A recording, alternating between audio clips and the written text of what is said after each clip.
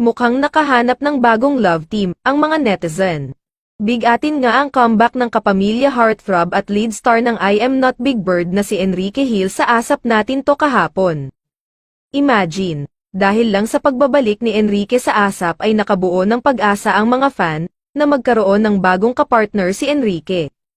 At yes, walang iba kundi si Janine Gutierrez, ang nakikita nilang mas bagay raw na ka-love team ng aktor. Halos pareho raw kasi ng estado sa buhay ang dalawa, na parehong konyo, at parehong maganda ang height. Mas kinilig nga ang fans ng binati at pinuri ni Enrique si Janine na tila gulat na gulat sa ganda ng aktres. Habang si Janine naman ay halatang kabado at kilig nang ipinakilala ang aktor. Narito ang ilang komento ng netizens. Oo nga, may chemistry, solid lizken ako, pero napasabi talaga ako kanina nung nanonood ng Asap, bagay sila ni Janine.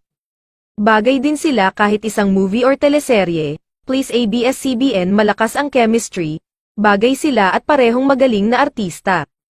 Samantala, tuloy-tuloy na ang pagbabalik ni Enrique Hill sa showbiz, tuloy ang career sa bansa, at ipapalabas na rin ang comeback film na I Am Not a Big Bird, sa February 13 ang premiere night ng I Am Not a Big Bird, kilala sina Liza at Enrique sa tambalang lizken, bagamat solo career na sila ngayon. Bukas si Enrique na makasama ang ilang kapamilya aktres sa proyekto.